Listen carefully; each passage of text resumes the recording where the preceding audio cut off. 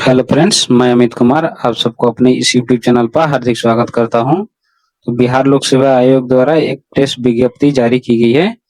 ये देखें तो हमारी जो आने वाली एग्जाम है 72 बीपीएससी एग्जाम, उसके लिए काफी इम्पोर्टेंट हो जाता है। तो प्रेस विज्ञप्ति में क्या क्या चीजें दी गई है उसको पहले हम लोग अक्षरशः पढ़ लेते हैं, उसके बाद में इसके निहितार्थ को समझने का प्रयास करेंगे कि इसके क्या मीनिंग है। प्रेस विज्ञप्ति में बिहार लोक सेवा आयोग द्वारा ये बताया गया है कि इनके द्वारा आयोजित एमसीक्यू यानी बहुविकल्पीय आधारित परीक्षाओं की उत्तर प्रणाली को अधिक सुव्यवस्थित, पारदर्शी एवं अभ्यर्थी अनुशासन सुनिश्चित करने के उद्देश्य से संशोधित किया गया है।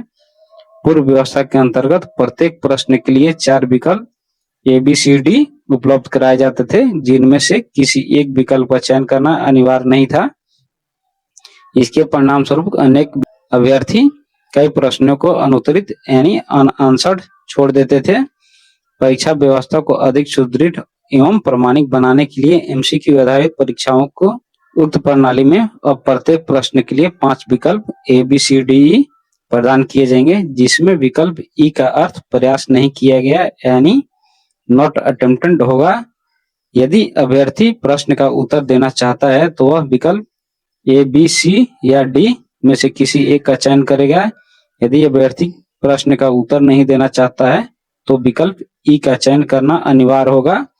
इस तरह से देखें तो एक विकल्प को चयन करना अनिवार्य कर दिया गया है।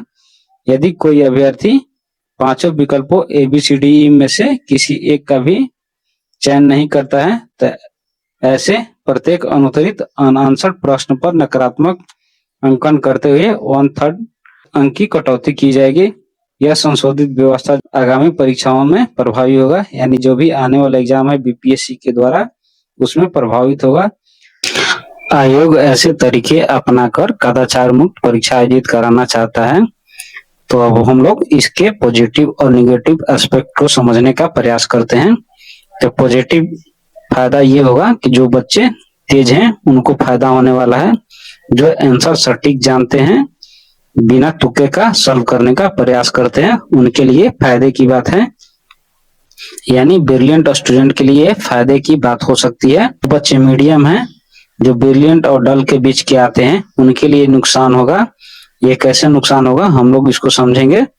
जैसे मान लीजिए कि आंसर देने के लिए आपको एग्जैक्ट आंसर का पता होना चाहिए कि ये जो तेज बच्चे हैं वो इसका फायदा उठा लेंगे। जो बच्चे मैथ या रीजनिंग में किसी एक सब्जेक्ट में कमजोर हैं और लास्ट तक क्वेश्चन पेपर को सॉल्व करने का प्रयास करते हैं, वो क्वेश्चन को छोड़ देते हैं, जिससे उनको जो होने वाला नुकसान होता है वो बच जाते हैं।